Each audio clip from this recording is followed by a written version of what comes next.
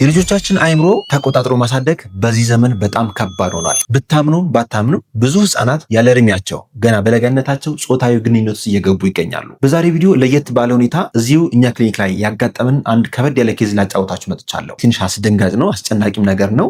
ሆኖም ግን እዚሁ ሀገራችን ውስጥ ለህክምና እኛ ክሊኒክ ላይ የመጡ ሰዎች ስለሆኑ ይህን ታሪክ ዘርዘር አድርጌ እነግራችኋለሁ። ቪዲዮውን እስከ መጨረሻ ይመልከቱ። ይህ ቪዲዮ ለብዙ ወላጅም ስለሚያስፈልግ መማርም ስላለባቸው ብዙ ወላጆች ብዙ ሰው ጋር እንዲደርስ ላይክ፣ ሼር ማድረግ አትርሱ። እንዲሁም ደግሞ ሀሳብ አስተያየት ካላችሁ ያጋጠማችሁ ነገርም ካለ ከታች ኮሜንት ላይ ጻፉልን።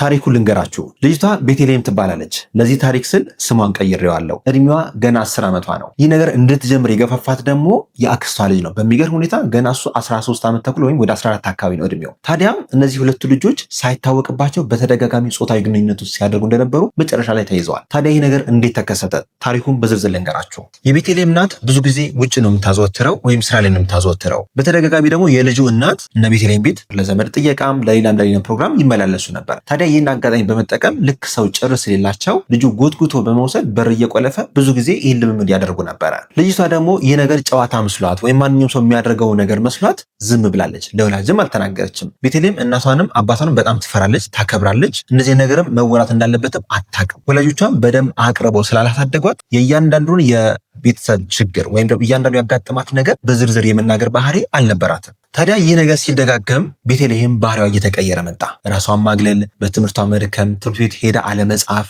ምንም አይነት ከሰው ጋር በቂ የሆነ ግንኙነት አለማድረግ፣ ራሷን የማግለል ነገር በተደጋጋሚ ታየባት። በዚህ ምክንያት ትምህርት ቤት ላይ ወላጆቿ ተጠርተው ነበረ። ሆኖም ግን የቤተልሔም እናት ይህ ነገር ልታቅላት አልቻለች። ብዙ ጊዜ ክትትል አድረገች፣ አየች፣ እያንዳንዱ ለማየት ሞከረች፣ ግን ምንም ያገኘችው ፍንጭ አልነበረ። ታዲያ ይህ ነገር እንዴት ታወቀ ካላችሁኝ በአንድ ወቅት የቤተልሔም እናት አራተኛው ልጇን ወልዳ ቤት መቆየት ጀመረች። አራስ ቤት ማለት ነው። ያ ማለት ኦልሞስት 4 ወር 5 ወር ሙሉ ቤት ነበረች። በዚህን ወቅት በአንድ ቀን የቤተልሔም እናት ለመጠየቅ ልጁና እናትየው ይመጣሉ።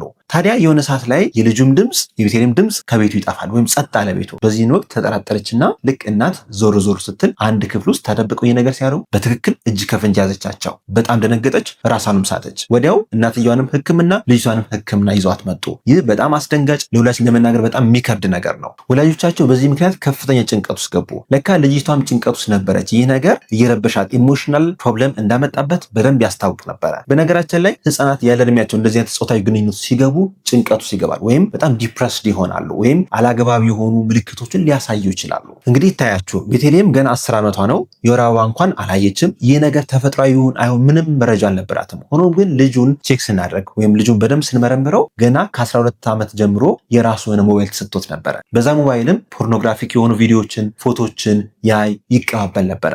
ይህ ነገር ልጁን ያለ እድሜ ወደዚህ ነገር ውስጥ እንዲገባ አድርጎታል። ቤተልሔም በተደረገላት ምርመራ የተለያዩ አይነት የጤና እክሎች ቢያጋጥሟትም አሁን በሕክምና እየተረዳች ጥሩ ደረጃ ላይ ትገኛለች። ስለዚህ ወላጆች ከዚህ ታሪክ ምን እንማራለን? የምንማራቸው 4 ዋና ዋና ነገሮች አሉና ከዚህ በፊት ምናልባት ታስታውሱ ከሆነ ለልጆቻችን የስርዓተ ጾታ ማስተማር ያለብን መቼ ነው የሚለውን ይህ ቪዲዮ ሰርቼላችሁ ነበርና ይህን ቪዲዮ መለስ ብላችሁ ብታዩ ተጋብዛችኋለሁ። ብዙ አዳዲስ ነገሮች አሉትና እንድትመለከቱ ተጋብዛችኋለሁ። የመጀመሪያው ከዚህ ታሪክ የምንማረው ነገር ወላጆች ለልጆቻችሁ በቂ ጊዜ መስጠት ይኖርባቸዋል። ልጆቻችሁን ጓደኛ ልታረጓቸው ይገባል እንጂ ልታረቋቸው አይገባም። ስለ ውሏቸው፣ ስለ አካባቢያቸው፣ ስለ ትምህርታቸው፣ ስለ እያንዳንዱ ነገር በየቀኑ ልታወሯቸውና ጓደኛ ልታረጓቸው ይገባል። አሁን የቤተልሔም እናትና አባት ተቆጭና ኃይለኛ በመሆናቸው ምክንያት ቤተልሔም ይህን ነገር ልታወራው አልደፈረችም። በጣም ፈርታለች እንጂ በደንብ አቅርባት ቢሆን ኖሮ ከመጀመሪያ ጓደኛ ቢሆኑ ኖሮ እንዴ ይሄ ልጅ እኮ እንደዚህ እየሞከረብኝ ነው የሚል ነገር ቀድማ በተናገር ኖሮ እዚህ ደረጃ ሳይደርስ እሷም ጤንነት ሳይጎዳ የአእምሮ ጤንነቷም ሳይጎዳ ቀድሞ ማወቅ ይቻል ነበረ። ስለዚህ ወላጆች እባካችሁ ለልጆቻችሁ ጊዜ ስጡ። በደንብ ጓደኛ አድርጋችሁ ልጆቻችሁ እንዳይሳቀቁ አድርጋችሁ በደንብ ምከሯቸው። ሁለተኛ ከዚህ ታሪክ የምንማረው ነገር ነገር ወላጆች ለልጆቻቸው ፕራይቬት አካል የትኛው እንደሆነ ማስረዳት አለባችሁ። ይህ ነገር ገና ከ4 ዓመት ከ5 ዓመት ጀምሮ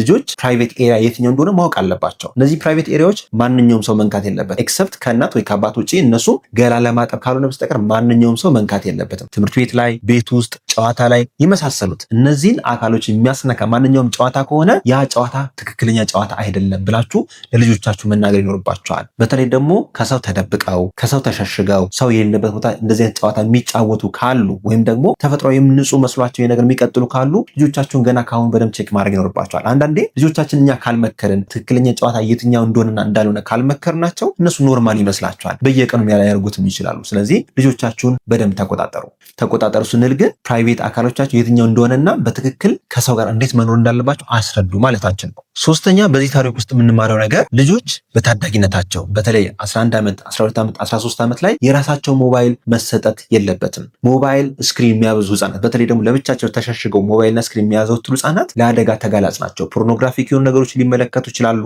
ሀራስድ ሊሆኑ ይችላሉ።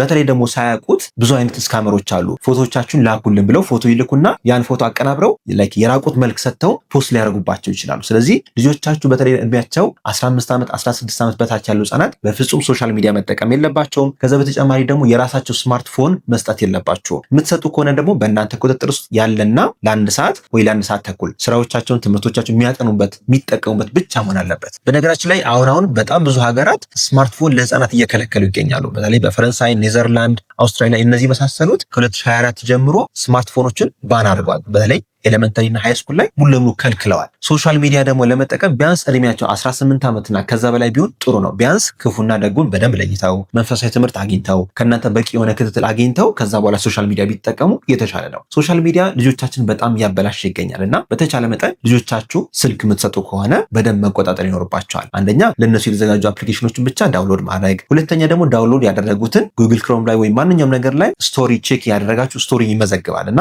ያንን ነገር ቼክ ያደረጋችሁ ልጆቻችሁ የሚጠቀሙት ነገር በደንብ መመልከት መከታተል ይኖርባቸዋል። አራተኛም ነገራችሁ ነገር ደግሞ ልጆቻችሁ ስለ ስርዓተ ጾታ ማወቅ አለባቸው። በተለይ ከ8 ዓመት ከ9 ዓመት ጀምሮ ስርዓተ ጾታ ማለት አንድ ልጅ እንዴት ይወለዳል፣ እንዴት ይጸነሳል የሚለው ነገር ተፈጥሯዊ የሆነው ነገር ማወቅ አለባቸው። ያን ነገር እናንተ በትክክለኛ መረጃ ካልሰጣችኋቸው ጾታዊ ግንኙነት መጀመር ያለበት ከ18 ዓመት በኋላ ነው። ከዛ በፊት ክልክል ነው። ጾታዊ ግንኙነት ቀድሞ ከተጀመረ ይሄን የስነ አእምሮና የአካላዊ ችግር ያመጣል፣ ያልተፈለገ እርግዝና ያስከስታል የሚሉት ነገሮች ቀድመው ካልነገሩ እናንተ ካልነገራቸዋቸው እነሱ ከማን ይፈልጉታል? ይህ መረጃ ከጓደኞቻቸው፣ ከሶሻል ሚዲያ፣ ከኢንተርኔት መፈለግ ይጀምራሉ።